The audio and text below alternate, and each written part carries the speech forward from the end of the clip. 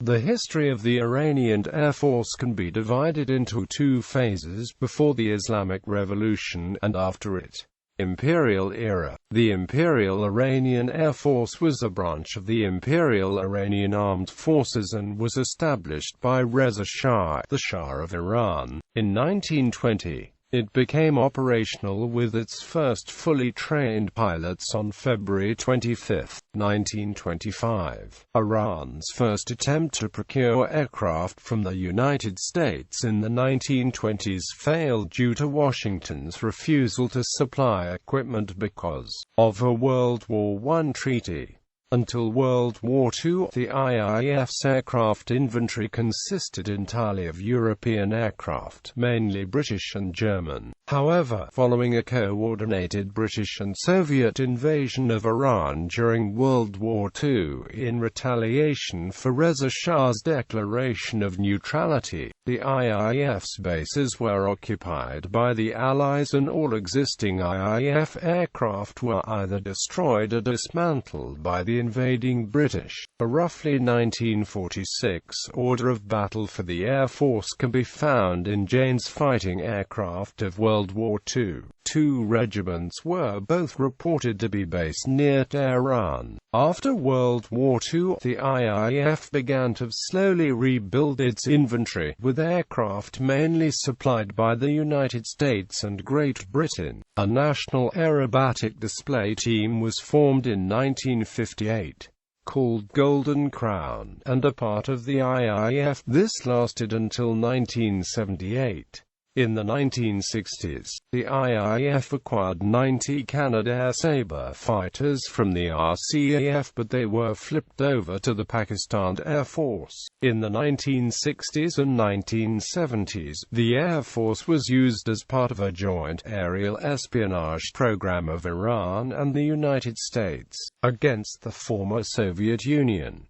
This was in two parts, known as Project Dark Gene and Project Ibex. The IAF deployed aircraft to Oman in the 1970s, when Iran provided military assistance to that country, during the Dhofar Rebellion. During this conflict, one Iranian F-4 Phantom II was shot down by rebels. In 1976, the Imperial Iranian Air Force responded to a UFO incident over the Iranian capital, Tehran. Later in the 1970s, the IAF became the only military force other than the United States Navy to be equipped with the F-14 Tomcat. Consequently, it also became the only other operator of the AIM-54 Phoenix air-to-air missile. After the 1979 Iranian Revolution, some of these planes were not in working order due to a lack of necessary spare parts. Because of an American arms embargo and damage sustained on the aircraft during the Iraqi invasion, some were brought back into service due to localized production of reverse-engineered, Iranian-made spare parts, as well as cannibalism. During this era, the United States instituted the Spell-Out, Peace Ruby, and PeaceNet programs to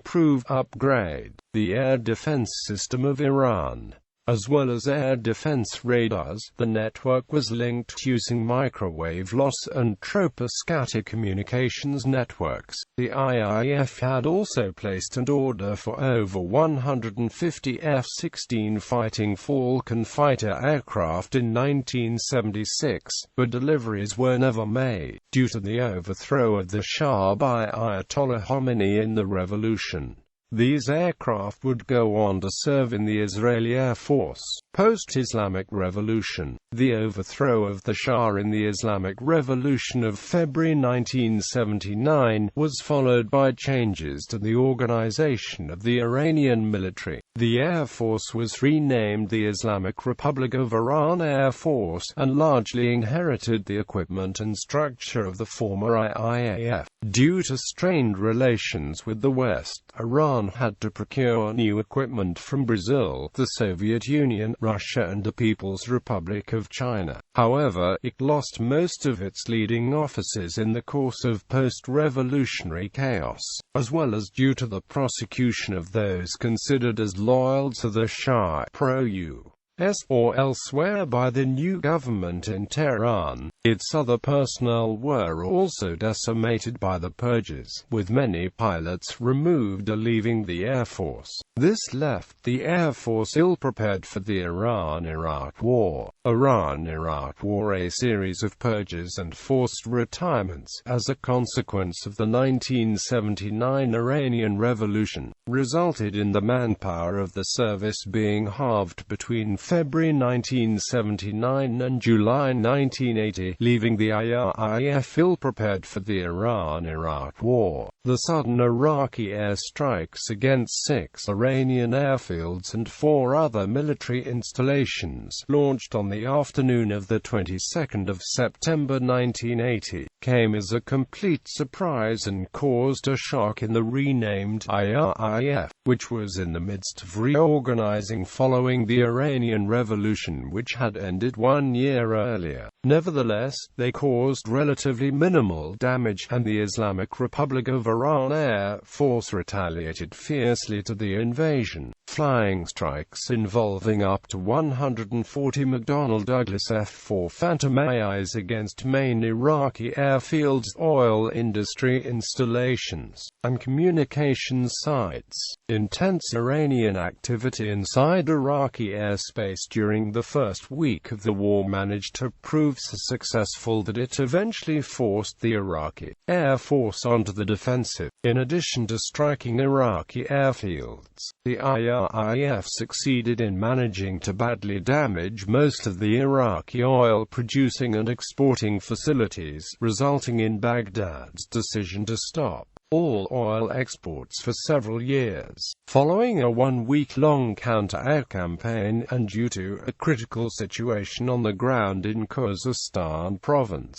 the IRIF was thrown into the land battle, mainly in the areas of Khorramshahr, Ahvaz, and Dezful. Here, the IRIF's performance and superiority over the Iraqi Air Force surprised most informed observers. Its airstrikes against armor and supply columns sapped the offensive strength of the Iraqi military. Due to heavy losses in troops and armor, Iranian air superiority, and an interruption of supply systems, the Iraqis had to stop their offensive, and then became involved in extremely bitter land battles against Iranian ground forces. However, the IRIF paid a heavy price for this success, losing dozens of its best pilots and aircraft in the period between September and December 1980.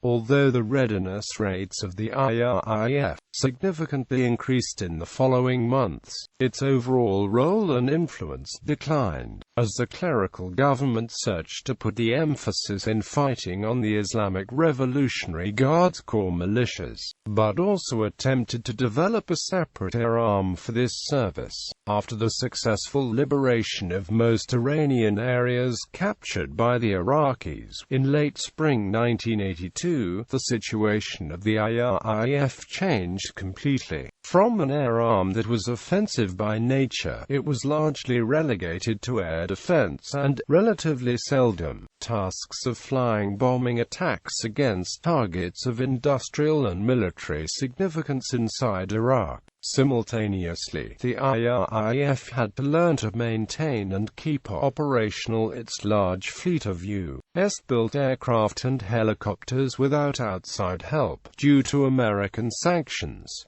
Reaching back on equipment purchased from the USA in the 1970s, the Iranians began establishing their own aerospace industry. Their efforts in this remained largely unrecognized until recently. However, the IRIF was able to obtain limited amounts of spare parts and weapons for its American-made aircraft. When Iran was able to buy American spare parts and weapons for its armed forces during the Iran-Contra affair, deliveries came via Israel and later from the USA. From 1984 and 1985, the IRIF found itself confronted by an ever better organized and equipped opponent, as the Iraqi Air Force, reinforced by deliveries of advanced fighter bombers from France and the Soviet Union, launched numerous offensives against Iranian population centers, industrial infrastructures,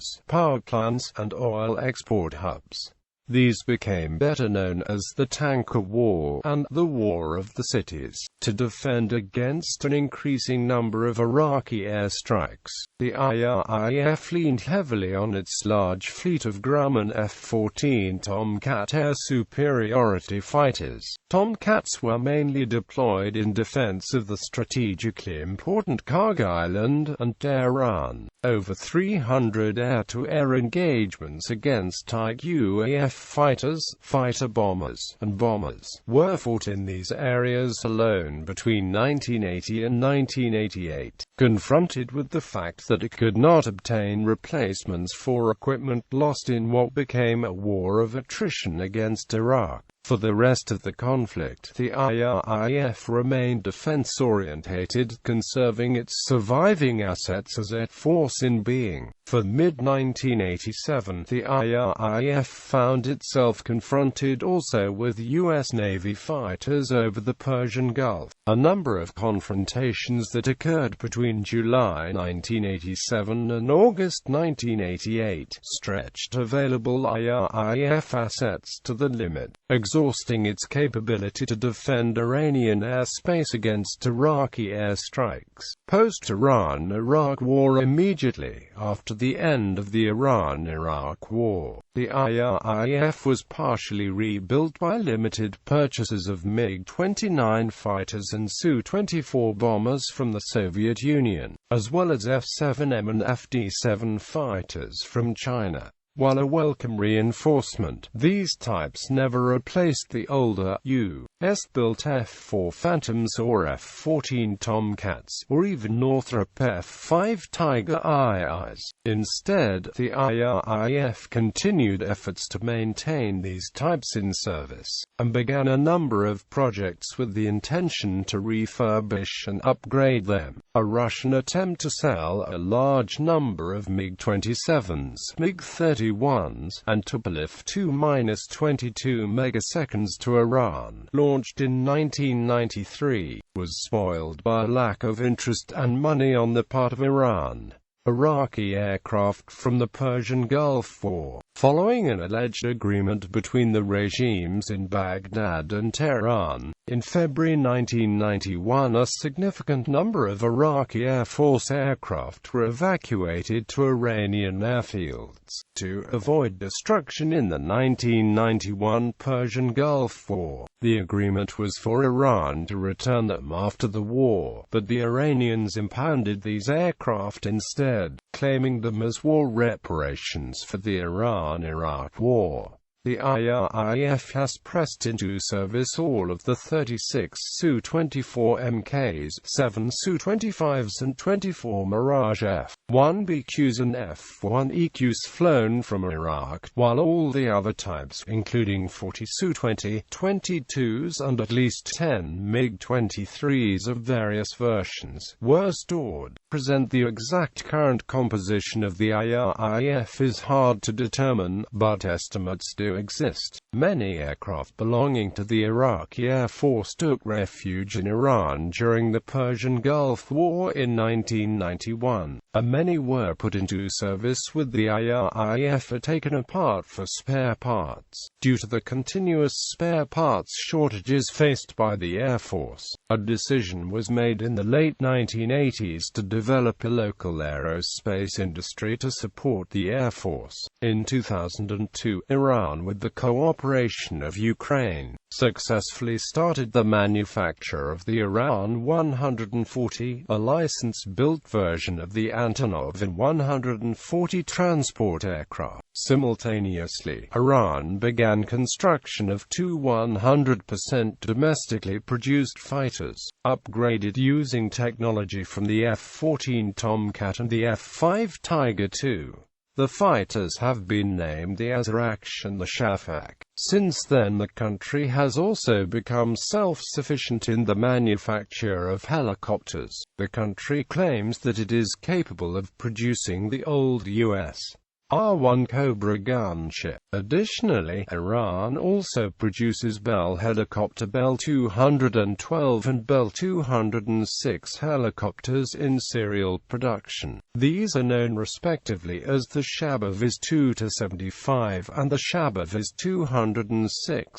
Notable pilots. Unlike many other nations with modern air forces, Iran was engaged in a long and protracted war. The 8-year-long conflict with Iraq gave the IRIF the opportunity to develop some battle-tested and hardened fighter pilots. Though information about the IRIF is, at best, hard to access, two men stand out as the best Iranian fighter aces. Jalil Zandi is Iran's most successful fighter pilot. Flying the American-made F-14 Tomcat, he claimed 12 aerial victories, with 9 of those being confirmed by Western sources. These include 2 MiG-23s, 2 Su-22s, 1 MiG-21 and 3 Mirage F-1s.